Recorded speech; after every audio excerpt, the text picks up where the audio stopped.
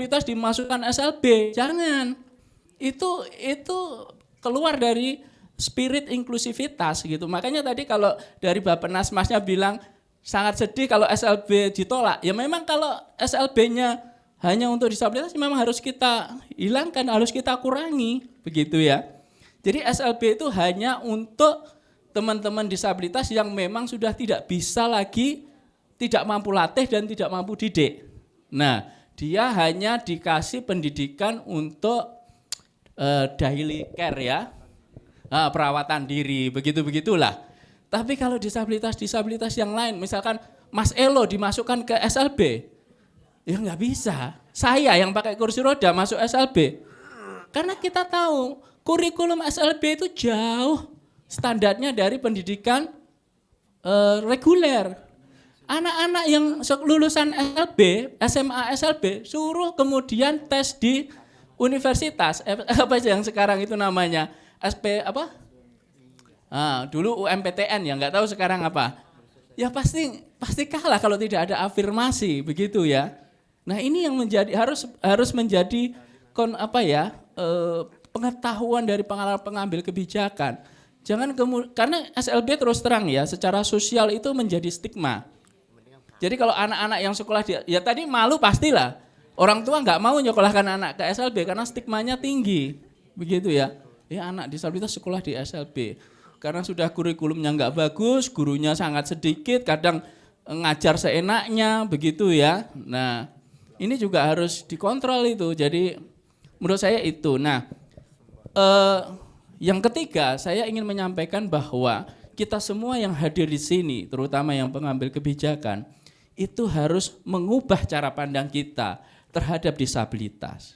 Disabilitas itu harus dipandang sebagai berkah, bukan lagi sebagai musibah. Tadi sudah dicontohkan, berapa banyak kemajuan inovasi teknologi itu diinspirasi oleh karena disabilitas. Kita sekarang pegang HP bilang mau cari restoran yang enak. Itu idenya inspirasinya dari disabilitas. Tadi yang disebutkan Mas Elo, bagaimana dosen mengajar kemudian mengubah menjadi audio menjadi teks, itu adalah inspirasi dari disabilitas. Jangan dikira Google itu kemudian, oh ini gimana? Enggak, itu inspirasinya dari disabilitas. Karena apa? Saya waktu itu studi banding di Glasgow, sekitar tahun University of Glasgow, itu tahun sekitar 2016 lah. Di sana saya sudah ada profesor yang ngajar di depan semua student. Itu studennya yang tuli itu buka laptop. Jadi dia langsung baca di laptopnya. Jadi tadi yang dipraktekkan Mas Elo tadi itu. Ini apa? Ini karena disabilitas itu dipandang sebagai anugerah untuk melakukan inovasi. Saya tadi teringat juga, dulu di UI pernah ada yang mahasiswa buta warna itu ditolak masuk elektro. Karena nggak bisa membedakan resistor, nggak bisa membedakan kabel, katanya begitu. Karena nggak boleh, itu bahaya. Nggak boleh itu. Sistem pendidikan kita itu nggak boleh menolak disabilitas itu dengan alasan apapun. Yang semestinya harus dilakukan universitas adalah menemukan inovasi bagaimana kabel itu yang berbeda warna itu bisa dikenali oleh teman-teman kita yang buta warna, bahkan yang disabilitas netra sekalipun. Kan itu bisa itu diraba gitu kan.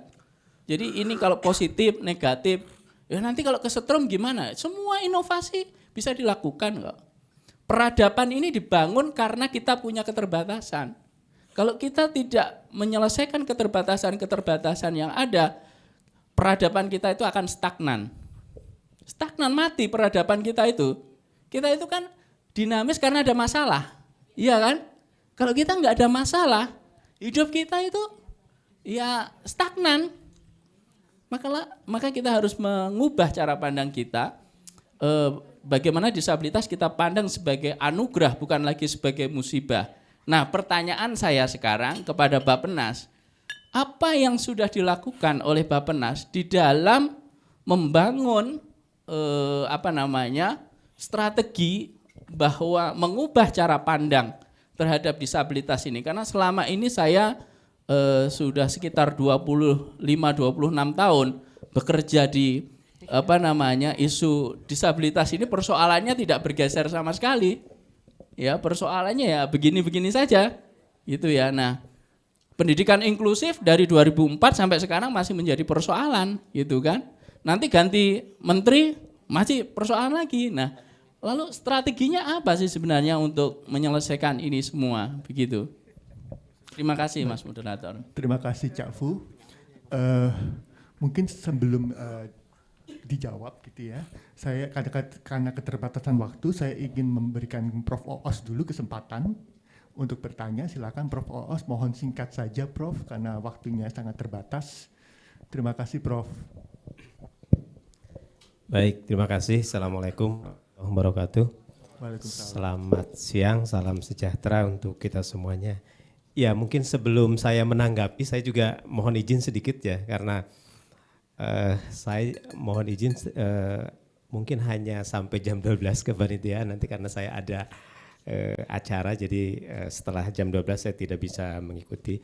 Ya, yang pertama saya menyampaikan terima kasih atas undangannya dari teman-teman Aidran ya, dari proyek Move It ini, atas undangannya ke kami khususnya, dan juga kemarin kami sudah dilibatkan ya dalam penyusunan modul itu ya. Saya kira terima kasih dan kami dari BRIN ya, mohon maaf dari tadi saya dengan Mbak Dian dari BRIN dari Pusat Riset Pendidikan. Jadi Pusat Riset Pendidikan itu pusat baru di BRIN. Sebelumnya teman-teman kami termasuk saya dari peneliti dari Dikbud. Kemudian juga banyak teman-teman peneliti dari Kementerian Agama dan dari lembaga-lembaga yang lainnya. Menarik saya kira yang dilakukan oleh teman-teman Aidran ini ya, khususnya dengan pendidikan inklusi ini, karena memang tadi sempat disampaikan oleh Bapak ini PR-nya masih besar gitu. Betul.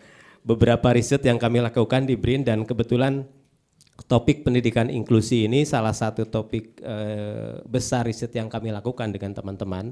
Dan betul, saya kira tadi disampaikan oleh dari Bappenas ya, bahwa masalahnya cukup rumit gitu, masalahnya cukup kompleks. Oleh karenanya saya kira saya setuju bahwa pemecahannya itu harus holistik begitu.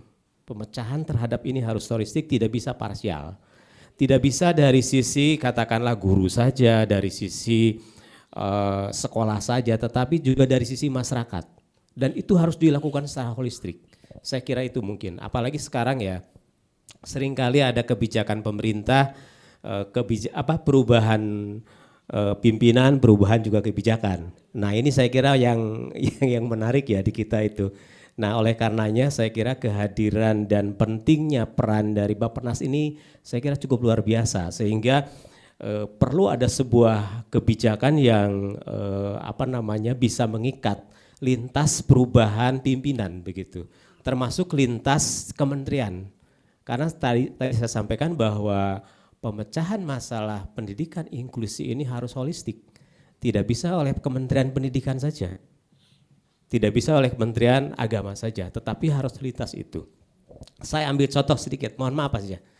Waktu kami melakukan riset di Papua, di pendidikan dasar di sana, salah satu masalah yang paling mendasar adalah masalah calistung.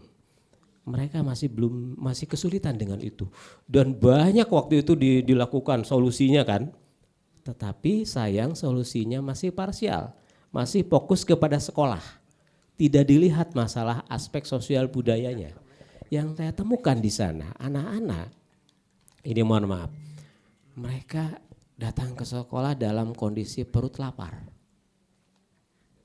Ada para profesor dan para ahli pendidikan, teori belajar apa yang bisa digunakan menghadapi anak-anak yang pada saat belajar lapar. Nah kira-kira itu. Nah oleh karena itu waktu itu rekomendasi kami adalah diantaranya masyarakatnya dibangun. Begitu. Termasuk juga tadi terkait dengan sosial budaya dan lain-lain. Nah alhamdulillah sekarang ada kebijakan makan bergizi, itu saya kira bagi sekolah-sekolah seperti itu sangat-sangat bagus. Nah ini juga kembali kepada pendidikan inklusi. Jadi pendidikan inklusi, keberpihakan pemerintah itu sangat penting begitu. Dan seperti yang disampaikan oleh sekarang kebijakan Presiden Prabowo, saya kira jadi harus lebih operasional begitu dan menyentuh kepada kebutuhan mendasar. Dan saya yakin aspek ekonomi itu harus dibangun. Bahkan saya kira kepada keluarga-keluarga disabilitas itu harus menjadi prioritas terkait dengan itu. Itu yang bisa dilakukan. Karena kalau misalnya hanya aspek penyadaran, misalkan aspek membangun infrastruktur, ini tidak menyentuh kepada hakikat yang mendasar. Ini saya kira mungkin yang perlu menjadi catatan terkait dengan kebijakan yang holistik nih. Yang terakhir saya kira, mohon maaf yang terakhir, apa yang dilakukan oleh Aidran dengan MOPIT ini, saya kira ini menjadi sesuatu yang luar biasa, tetapi rasanya ini tidak hasil dengan baik tanpa ada sebuah proses berkelanjutan. Oleh karenanya penanganan ini menurut saya, menurut kami ya catatannya adalah perlu dilakukan secara bertahap, berkelanjutan, melibatkan banyak pihak. Itu saja mungkin, kurang lebihnya termaaf. Terima kasih. Assalamualaikum warahmatullahi wabarakatuh. Waalaikumsalam warahmatullahi wabarakatuh. Terima kasih banyak Prof. Oos. Pak Kiki mungkin ingin memberikan tanggapan atas Pak Cakfu, Dr. Bahrul Fuad dan Prof. Oos. Mungkin singkat saja tanggapan singkat. Baik. Untuk dua penanya ini. Baik, terima kasih atas masukan, bukan pertanyaan, karena saya tidak lebih hebat dari Pak Cafu dan Pak Oos. Baik. Prof. Oos. Ya, jadi pertama Pak Cafu ya tadi terkait dengan integrasi kebijakan, bagaimana memperkuat komitmen kompetensi gurunya. Ini sebenarnya memang ini hal yang tidak bisa dilakukan dalam jangka waktu pendek Pak sebenarnya. Memang saya rasa ini luar biasa effort yang harus dilakukan pemerintah, dan kalau Kemdikdasmen dan Kemenag tidak serius dalam hal ini ya untuk memastikan guru ini memiliki kompetensi untuk memberikan pendidikan inklusif, rasanya sulit. Sebagai contoh, ini di sekolah dekat rumah saya, yaitu sekolah anak saya, memang dari awal sudah menyampaikan sekolah ini sekolah yang bagus, bisa disebut sekolah penggerak katakan misalkan yang kemarin labelnya seperti itu. Tapi ketika misalkan berbicara pendidikan inklusif kami belum siap. Nah ini yang menjadi ya ironi ya, memang berbicara sekolah cukup bagus saja untuk melakukan peningkatan kompetensi inklusif ini masih belum siap, apalagi di sekolah-sekolah lain gitu. Dan ini masih menjadi PR untuk kita bersama. Kami juga di Bappenas mengupayakan terus untuk memberikan dukungan ini, namun kembali lagi ini perlu upaya lintas, betul seperti Pak Oos tadi sampaikan, upaya lintas sektoral, upaya lintas kementerian, mitra pembangunan, peneliti, para profesor juga untuk memastikan bagaimana sih proses peningkatan kompetensi yang efektif gitu bagi setiap guru agar dapat memberikan layanan pendidikan inklusif. Itu satu hal. Kemudian kedua Pak tadi terkait dengan SLB, memang kami ironis karena itu sudah dilakukan assessment Pak. Jadi secara tadi ya seperti Gorontalo sudah dilakukan assessment dan prevalensi terhadap anak disabilitas cukup tinggi. Tapi ketika misal anak disabilitas dengan kondisi mental yang cukup memang harus ada SLB cukup tinggi, tapi dari masyarakatnya memang tidak menghendaki. Jadi kami sudah melakukan asesmen itu, tapi adanya penolakan dari warga menyebabkan proyek itu jadi gagal gitu. Dan betul kami terima kasih atas masukannya Pak terkait dengan kita sebisa mungkin memberikan pendidikan inklusif ya, bukan menyediakan seluruh SLB bagi penyandang disabilitas dalam bentuk apapun gitu. Itu tidak cost efektifnya sangat amat rendah gitu. Tapi justru kita perlu untuk memastikan terlepas dari tadi dari sisi kualitas ya, mungkin tetap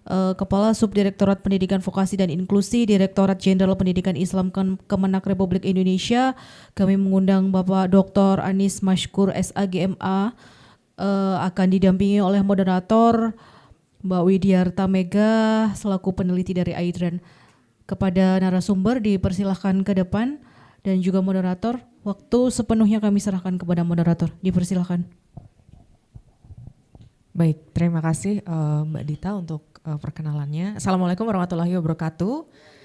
Selamat siang dan salam sejahtera untuk Bapak Ibu sekalian. Terima kasih telah tetap bersama kami begitu ya dalam rangkaian acara hari ini.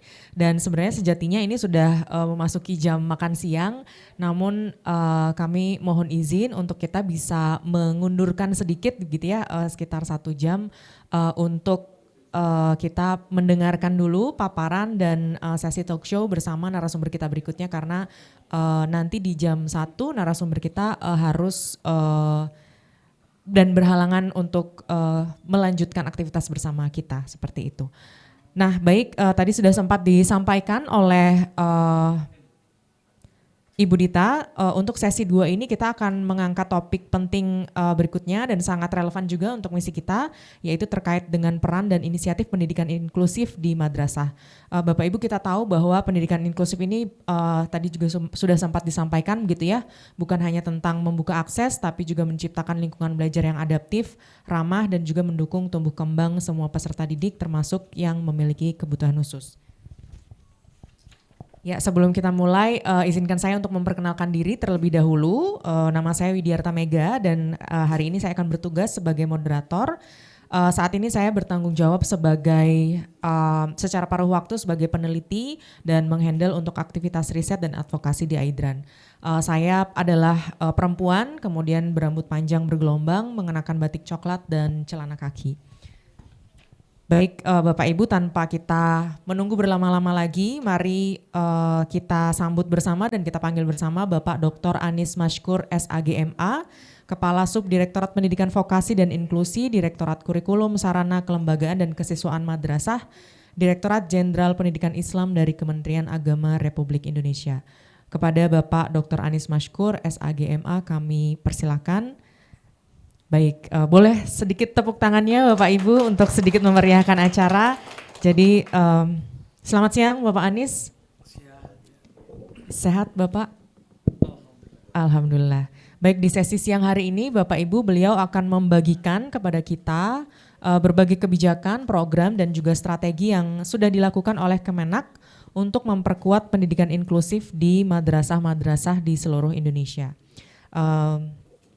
Ya, sebelum kita mulai, kepada Bapak Dr. Anis Mashkur kami persilakan untuk terlebih dahulu menyampaikan paparannya begitu ya. Waktunya sekitar 20 menit, apakah cukup aman Bapak? Kebanyakan, baik siap. Kita bisa nanti tambah waktu untuk di sesi diskusi begitu Pak. Silakan Bapak, waktu dan tempat kami persilakan. Assalamualaikum warahmatullahi wabarakatuh. Waalaikumsalam. Alhamdulillahirabbil alamin. Allahumma shalli wa sallim ala sayyidina Muhammad rabbana shrah lana sudurana wa yassir lana umurana wa hlul 'uqdatam min lisani yafqahu qawlana ma ba'd. Yang saya banggakan dan juga saya hormati tim AIDRAN dan juga dengan program Move It-nya, teman-teman dari Kementerian, wabil khusus Bappenas ini yang memiliki uangnya dan juga memiliki rancangannya, para peserta diskusi yang saya banggakan. Pertama saya ingin memperkenalkan diri saya. Nama saya Anis Mashkur, jenis kelamin laki-laki. Saya pakai baju putih, celana hitam, sepatu hitam, ukuran 42. Nah, jadi saya ini mendapatkan amanat menjadi Kasubdit baru di bidang vokasi dan inklusi itu sejak bulan Oktober 2024 karena bersamaan dengan penambahan unit baru yang menangani vokasi dan inklusi. Jadi sebelum ini tidak ada unit walaupun subdit yang menangani inklusi ini.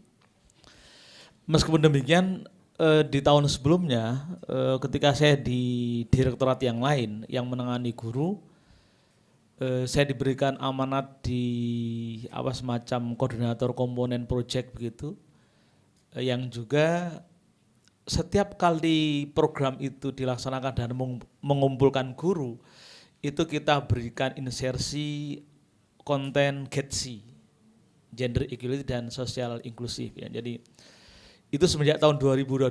Saya hitung ketika peserta pelatihan yang dilaksanakan sejak tahun 2023 itu jumlah guru yang sudah berpartisipasi dan dipastikan mendapatkan materi GETSI itu menjangkau sekitar 30 ribuan guru.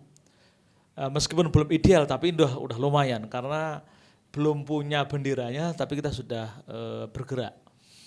Jadi memang kami akui di Pendis atau di Kementerian Agama, meskipun amanat inklusi itu dimulai sejak ada undang-undang Sisdiknas itu sudah ada, ya pasal 4 itu kalau nggak salah itu, tapi kita lambat, tergolong lambat. Baru kemudian rame-rame itu ketika di tahun 2019 kita bergerak karena merasa tertinggal, jadi meskipun belum ada mandatnya.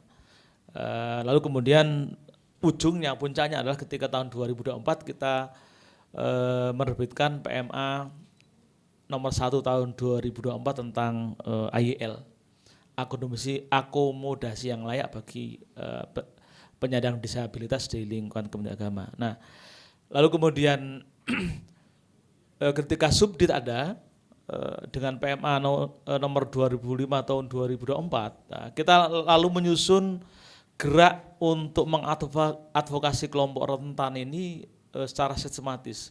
Kita buat semacam lini masa ya.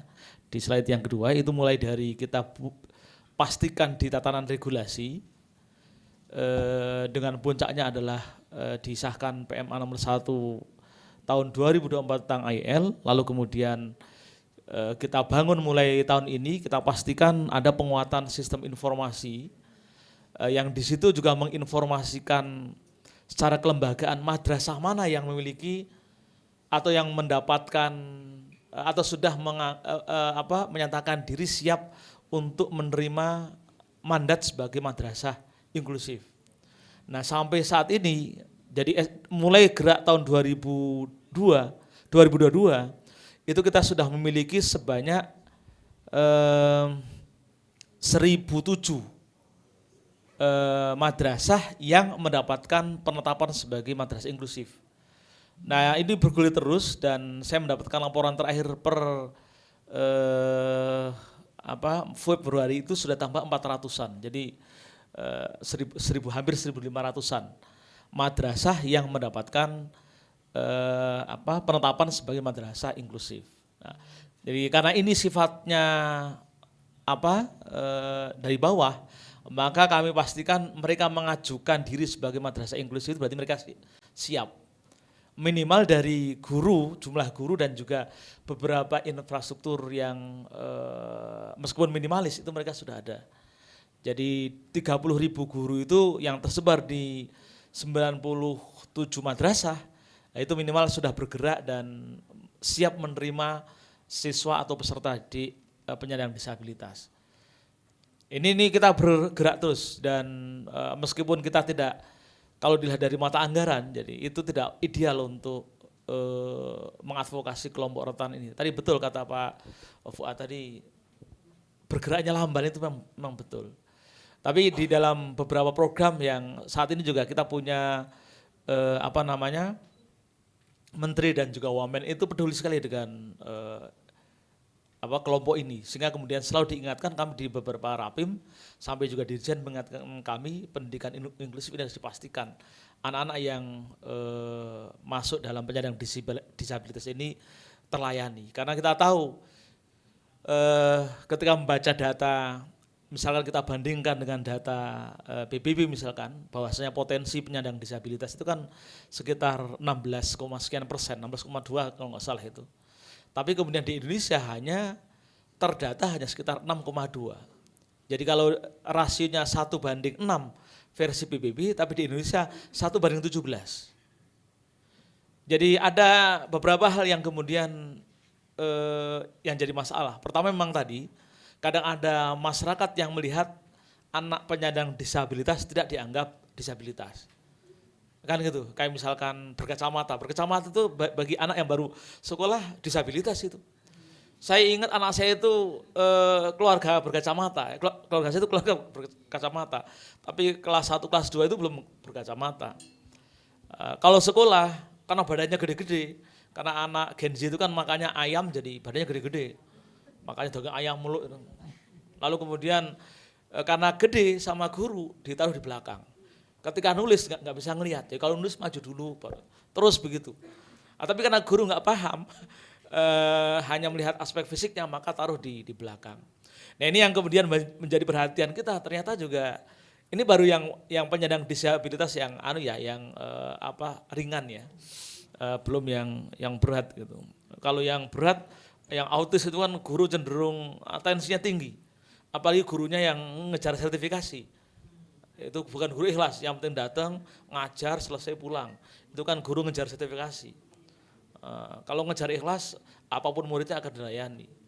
Maka kami itu saya ketika di GTK itu 2 tahun, itu selalu yang saya sampaikan adalah selalu nasihat-nasihat surga gitu. Karena nggak bisa orang-orang yang meluangkan energinya untuk menangani anak ini itu luar biasa. Luar biasa. Wong yang sudah ada ya repot kan itu, ditambah lagi mau repot. Maka sering kami bunyikan ada sebuah pesan Rasul itu ya. Ini kalau dalam agama Islam ada pesan Rasul. Inna fil jannati daron yuqalu lahu darul farah la yadkhuluha illa man farha sibyan. Kami sampaikan bahwasanya di surga itu ada semacam namanya rumah kebahagiaan. Rumah kebahagiaan itu hanya diperuntukkan bagi orang-orang yang memiliki cinta lebih atau mentasarufkan cintanya kepada anak kecil, ya kan gitu.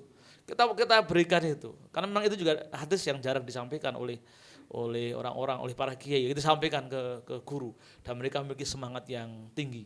Bahwasanya muara pendidikan itu semua akan selesai kalau basisnya adalah cinta, bukan cinta tunjangan profesi, tapi cinta pendidikan itu. Nah ini yang kemudian diadopsi di dalam kurikulum Merdeka itu ada namanya mengabdi pada murid. Tapi kalau di Kementerian Agama itu kurikulum cinta, lebih pas karena mengabdi pada murid itu untuk kelompok garis kanan dianggap penyembahan, musyrik nanti menteri bisa didemo. Tapi Kemenak dengan di bawah komando Prof Nasar ini dirumuskan kurikulum cinta sebagai muaranya. Jadi membahasakan kurikulum mengabdi pada peserta didik menjadi kurikulum cinta. Ini kemudian punya justifikasi program ini pendidikan inklusi di madrasah punya justifikasi yang keren gitu. Jadi saya juga sering sampaikan kelompok yang berbahagia di dunia ini yang pertama kali adalah guru. Karena kalau disebut masuk surga itu paling pertama kali. Masuk surga itu. Kalau birokrat itu belakangan, karena dosanya juga banyak. Kalau guru ini setiap kali masuk kelas, itu pahalanya katanya, itu adalah setara dengan haji tam. Ya, orang yang di dalam doktrin agama kami itu senangnya begitu. Ini kalau hari ini disebut sebagai majelis ilmu, ini keluar pulang bawa pahala haji tam. Tapi kalau disebut pahala mencari honor, itu argunol, nggak ada pahalanya. Tapi kalau menjadi majelis ilmu ini menjadi kita pulang keluar dari hotel ini bawa haji tam. Bayangkan guru itu setiap hari 3 kelas, 5 hari dapat 15 kelas, 15 haji tam. Makanya saya itu sering saya celah orang-orang yang sering umroh bolak-balik itu. Umroh itu sunat. Kan gitu, guru umroh dosa itu. Guru kok umroh dosa? Karena ngajar wajib, umroh sunat. Kan begitu, umroh 9 hari. Ngajar mereka dapat 15 haji tam, kok ngajar cuman dapat umroh 1 kali kan gitu. Saya sampaikan begitu guyonannya itu. Biar semangat untuk ngajar bukan semangat umroh itu. Nah, jadi kami bangun ini fondasi regulasi. regulasi meskipun PMAAYL itu 2024, tapi kami sudah membuat mulai juknis itu 2021, 2022. Nah, nanti kami sampaikan. Jadi setelah itu kita langkah pertama adalah pematangan di sistem informasi. Jadi kami saat ini didampingi oleh inovasi. Rupanya inovasi ini Australia juga, saudaranya Aidran ini. Cuman Aidran di Gorontalo saja. Nah, inovasi itu di 5 provinsi, NTB, Jawa Timur, Kaltara, Maluku, dan NTT kalau nggak salah, 5 provinsi. Lain yang nggak ada yang megang. Maksudnya Aidran ini perpanjang lagi programnya, negosiasi ke Divet untuk merambah provinsi yang lain. Dan jangan lupa madrasah. Saya lihat nggak nyebut sama sekali madrasah. Ini aja baru dilibatkan pas penutupan. Jadi perlu ini madrasah. Karena misalkan di Gorontalo itu ada 268 madrasah di sana. Saya nggak tahu tersentuh apa tidak kemarin dalam karena jadi apa kita bersama ya. Kita bersama. Jadi ketika inovasi megang 5, Aidran nanti berapa provinsi, nanti kami megang yang tidak dipegang Aidran. Nah, jadi biar tahun ini itu bisa sampai 80% provinsi mendapatkan sentuhan. Nah, ini yang sudah masuk adalah Divet juga melalui inklusi dan apa satunya lagi ya, lupa. Save the Children itu apa? JPA. Itu juga sudah masuk tapi wilayah Sumatera. Kami masih mengusulkan beberapa wilayah yang belum dapat sentuhan. Itu misalkan di Sulawesi belum, dan juga di Kalimantan itu belum dapat sentuhan. Jadi perluasan, mungkin itu nanti Aidran bisa ngambil sektor itu. Nah yang digarap dengan inovasi itu kita bikin namanya PBS, Profil Belajar Siswa. Jadi ini tujuannya adalah bagaimana identifikasi varian-varian disabilitas yang ada pada anak. Ini kita mulai di Oktober kemarin, 2024, mulainya di Bogor, Kabupaten Bogor, dan ini sudah nyebar sampai ke Mataram, NTB, kemudian Surabaya, dan Maluku, Kaltara. Kaltara itu di selain Tarakan ibu kotanya itu Bulungan. Itu sudah kita mulai di penggunaan sistem informasi itu, jadi melalui PBS. Nah, kita di Kemenak mencoba menyambung dengan PBS itu. Jadi pertama kita punya kebutuhan masyarakat itu yang ingin cari madrasah atau menyekolahkan anak-anaknya yang penyandang disabilitas pengen sekolah di madrasah, kita harus informasikan ke masyarakat. Maka kita akan buat semacam rumah atau madrasah inklusi yang kemudian nanti masyarakat bisa mengakses ke madrasah terdekat mana yang siap untuk menerima peserta didik penyandang disabilitas itu. Kita buat tahun ini kita targetkan begitu, plus nanti menyatu dengan PBS yang dibangun oleh inovasi, lalu kita akan kembangkan lagi itu sampai ke guru, sehingga report capaian perubahan-perubahan baik kognitif maupun afektif dan psikomotoriknya itu nanti terinformasikan dalam rumah inklusi itu nanti itu di dalam aplikasi. Kita akan mantapkan itu, lalu kemudian tahap selanjutnya sambil ini melakukan pendataan, kita lakukan advokasi untuk akses terutama sarana dan prasarananya. Kami mengakui Kementerian Agama itu tidak memiliki banyak uang. Memang secara total itu lumayan nomor 3 atau nomor 2 gitu. Rezim kementeriannya, tapi Kemenak itu ya besar dari menteri sampai KUA, kan gitu. Tapi kecil, kropos, isinya bantuan semua lagi kan. Sehingga ketika kemarin itu ada efisiensi, itu hilang semua bantuannya. Madrasah siap demo kemarin, karena efisiensi motong bantuan. Jadi itu jadi problem. Nah, advokasi ini terutama kita lakukan untuk mengakses bantuan lintas kementerian atau lintas lembaga. Jadi yang di Bogor di tanggal 17 besok lobby ke OPD melalui Bapeda dan juga Bupati untuk kita sodorkan data anak yang penyandang disabilitas itu. Jadi yang belum punya misalkan kursi roda, yang belum punya kacamata, kita akan tagihkan itu melalui, kita akan ajak ngobrol bareng mulai OPD, BPJS dan sebagainya. Nah, kita akan lakukan terus setiap kabupaten itu. Ini advokasi di level setelah proses pendataan selesai. Kita akan kembangkan terus instrumen Munaf ini sampai kemudian tadi memang penyandang disabilitas, penyelenggaraan madrasah inklusif ini kemudian memiliki makna. Karena penyandang tadi yang disampaikan oleh Pak Fuad dan juga kita tidak mengoptimalkan di SLB, karena LSB itu memang hanya menampung untuk anak-anak yang level disabilitasnya itu ekstrim. Tapi kalau yang masih sedang itu bisa di madrasah itu. Nah, tahap selanjutnya adalah di bantuan Sarpras kita juga lakukan meskipun secara data kita masih rendah, baru sekitar 1,8 untuk madrasah yang memiliki infrastruktur yang mendukung peserta didik penyandang disabilitas.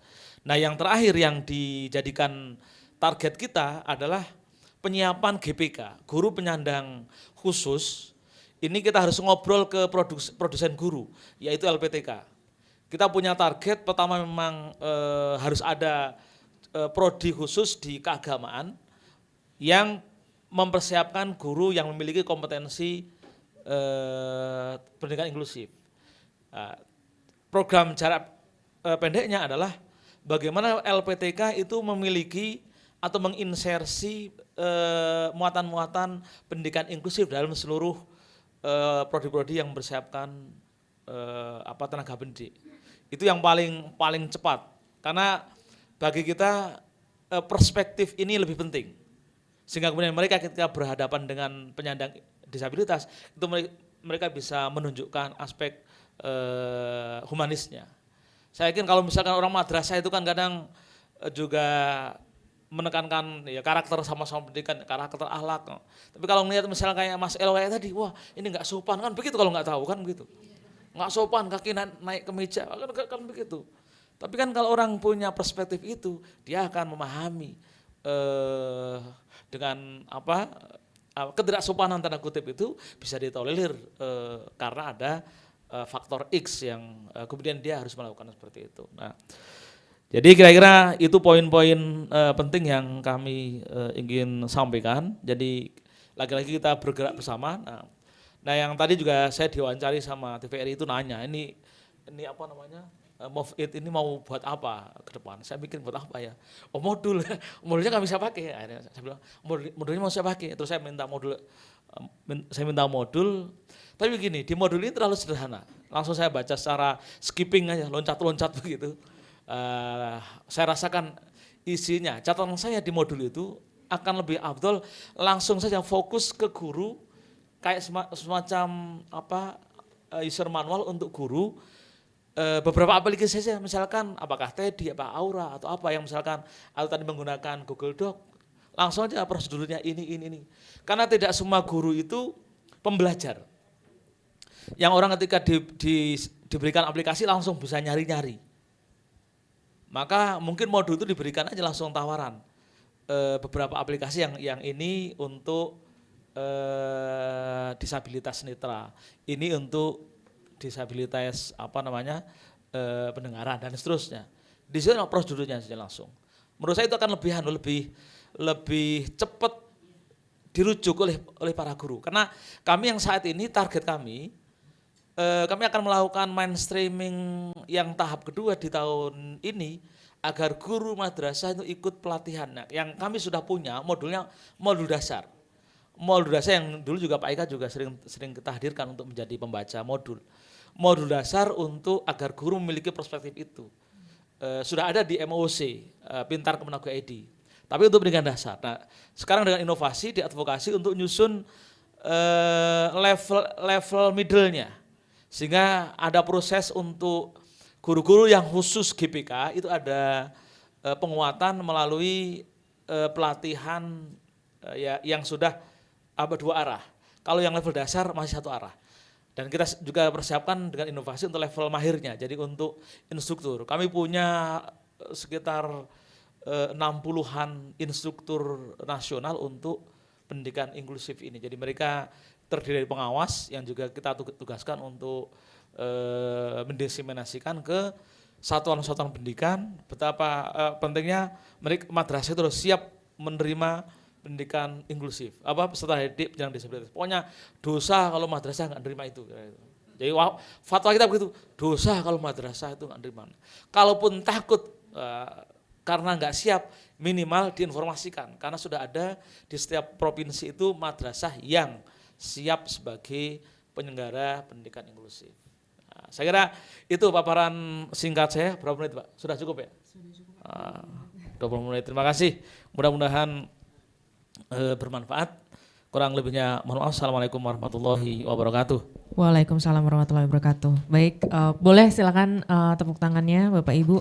Terima kasih banyak Bapak Anies atas paparan yang sangat komprehensif dan inspiratif begitu ya.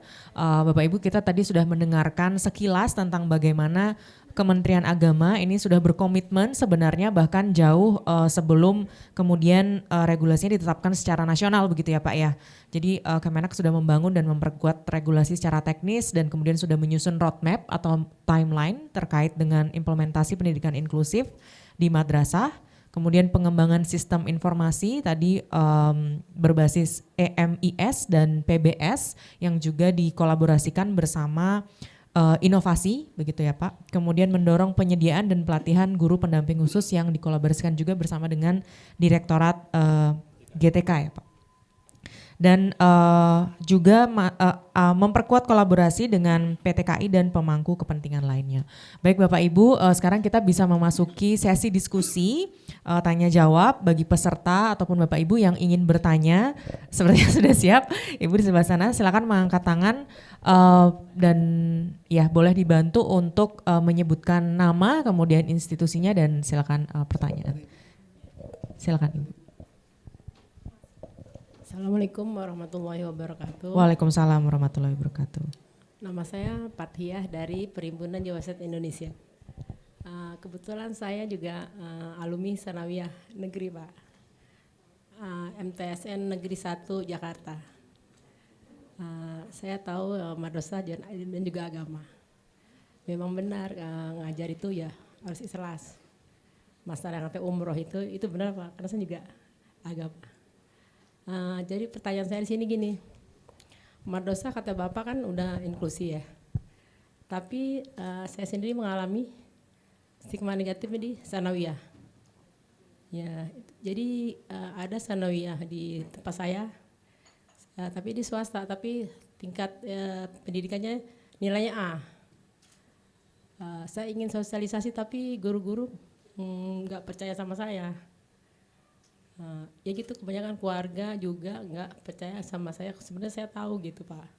Itu gimana Pak solusinya untuk saya? Saya orang tua dengan 2 anak. Seperti itu. Jadi gimana solusinya untuk saya mensosialisasi ke para guru-guru atau madrasah untuk inklusi ini? Terima kasih. Itu aja. Assalamualaikum warahmatullahi wabarakatuh. Waalaikumsalam warahmatullahi wabarakatuh. Baik, kita mau tampung pertanyaan dulu saja ya Bapak. Silakan tadi mohon izin cabut, tapi tadi di belakang ya dari teman-teman lokal fasilitator sepertinya ada pertanyaan. Silakan Mas. Terima kasih. Assalamualaikum warahmatullahi wabarakatuh. Saya Una dari lokal fasilitator Pak. Nah, kira-kira menurut Bapak tantangan apa yang terbesar yang sempat dihadapi oleh Kementerian Agama dalam mengimplementasi pendidikan inklusif di wilayah terpencil ya, khususnya mungkin tadi Bapak sudah sebutkan dari Sumatera tadi sampai mungkin sudah ada juga terlibat dengan beberapa mitra sampai di Maluku. Ya, kira-kira tantangannya apa? Dari tantangan itu kira-kira apa yang intervensi yang sudah dilakukan oleh Kementerian Agama?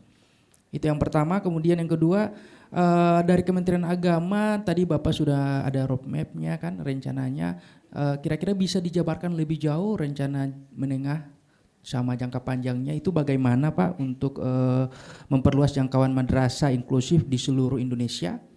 Kemudian target wilayah untuk implementasinya itu di mana saja Pak dalam waktu dekat ini? Terima kasih. Assalamualaikum warahmatullahi wabarakatuh.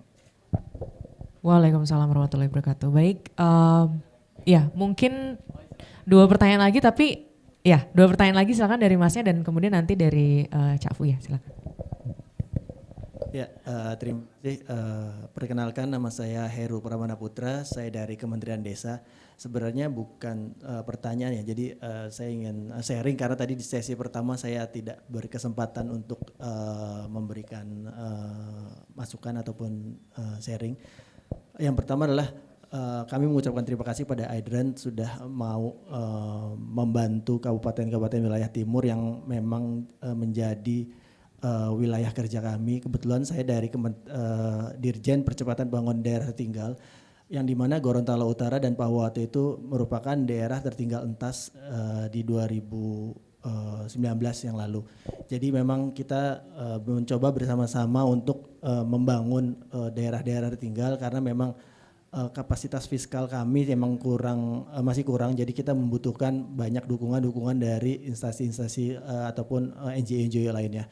Sebagai informasi juga di Kementerian Desa juga kita mempunyai program namanya Desa Inklusi. Kita sejak dari tahun 2020 sampai 2024 setiap tahunnya kita mengeluarkan desa-desa inklusi sebanyak sekitar 200-an desa percontohan.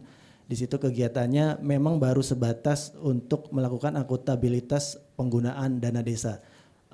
Tadi juga sempat sudah berdiskusi dengan Pak Cakfu juga memang inklusi ini kalau menyentuh disabilitas menjadi urutan keberapa gitu, urutan ke selanjutnya memang fokus utama kami baru sebatas perempuan berkepala keluarga ataupun kaum marginal.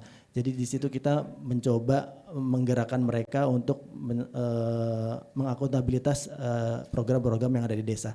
Terus kemudian juga sebagai informasi juga kalau tadi di pertama membahas tentang keuangan, sebenarnya dana desa ini dimungkinkan untuk penggunaan untuk desa inklusi ataupun disabilitas.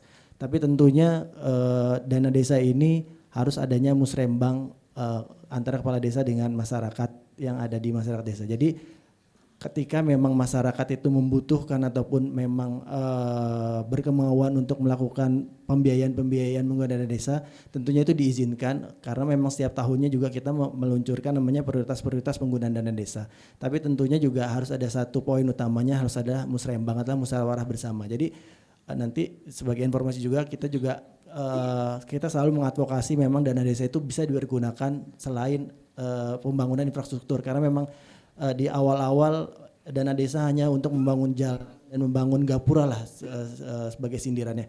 2 tahun terakhir ini kita memfokuskan dana desa itu bisa dipergunakan untuk pemberdayaan manusia. Paling informasi yang bisa saya sampaikan seperti itu. Terima kasih. Wassalamualaikum warahmatullahi wabarakatuh. Waalaikumsalam warahmatullahi wabarakatuh. Baik, terima kasih Pak Heru ya dari Kemendes untuk sharingnya yang sangat bermanfaat. Mungkin dari Kemendes. Dari Kemendes ya. Ya. Terima kasih untuk sharingnya Pak Heru. Kemudian silakan untuk Cak Fu untuk pertanyaannya. Baik, terima kasih Kak Moderator. Saya pertama-tama saya mengapresiasi kepada Kemenak ya Pak Anies, luar biasa progresnya. Dan sebenarnya Kemenak itu dulu waktu 2019 ya, saya juga sering waktu itu ke Kemenak berkaitan dengan fikih disabilitas. Dan pada waktu itu Prof. Nazar masih menjadi imam besar dan saya sowan, kemudian sekarang Istiqlal sudah menjadi ramah disabilitas ya, itu salah satu kerja-kerja kami di gerakan disabilitas. Nah, yang menarik yang saya ingin tanyakan adalah berkaitan dengan madrasah itu kan sebagian besar di pesantren, Pak Anies kalau tidak salah ya. Jadi pesantren itu kebanyakan punya madrasah dia, memiliki sanawiyah, ibtidaiyah, kemudian aliyah, itu ada di pesantren. Nah, bagaimana sebenarnya ini nanti bagaimana ya, apakah madrasah-madrasah yang 1407 madrasah yang inklusi ini ada di luar pesantren atau sebagian juga banyak yang di pesantren, karena sekarang yang menjadi tantangan itu adalah banyak pesantren yang belum inklusif, baik secara infrastruktur maupun metode pembelajarannya. Meskipun Kemenak saya tahu sudah menerbitkan sekarang dan membuat pelatihan tentang Al-Quran bahasa isyarat. Jadi teman-teman tuli sudah bisa membaca Al-Quran dengan Al-Quran bahasa isyarat gitu ya. Nah ini yang perlu didorong adalah Direktorat Pondok Pesantren itu bekerja sama dengan madrasah dan juga Direktorat Kemasjidan saya pikir. Karena kalau hanya madrasahnya saja, tapi bagaimana dengan madrasah? Karena kalau santri yang sekolah di madrasah pesantren itu artinya pulangnya ke pesantren gitu kan. Nah ini kalau madrasahnya bagaimana ini madrasahnya inklusi apa tidak yang di pesantren gitu, kira-kira pertanyaan saya. Terima kasih. Baik, terima kasih untuk pertanyaannya Cak Fu. Kita sudah mendapatkan 3 pertanyaan begitu Pak Anies, dan mungkin kalau ingin menanggapi juga tadi sharing dari Pak Heru dari Kemendes begitu ya. Silakan Pak Heru untuk jawabannya. Untuk yang apakah kita mau berurutan dari pertanyaan pertama tadi dari Perhimpunan Jiwa Sehat ya. Silakan Pak. Terima kasih atas responnya. Pada umumnya karena ini masih relatif baru, maka ini akan menjadi program baru kira-kira. Termasuk nanti kerjasama lintas direktorat dari usulan Pak Fuad, saya kira ini akan menjadi program baru yang sekali lagi ketika dalam program penguatan penyelenggaraan pendidikan inklusi ini akan dan harus melibatkan banyak pihak. Madrasah tidak bisa bergerak sendiri. Karena madrasah yang siswa madrasah yang di pesantren itu ada sekitar 3 jutaan dari jumlah peserta didik yang hanya 10 juta sekian. Jadi kira-kira 30% itu ada di pesantren. Nah, apakah madrasah penyelenggara inklusif ini termasuk juga yang di pesantren? Madrasah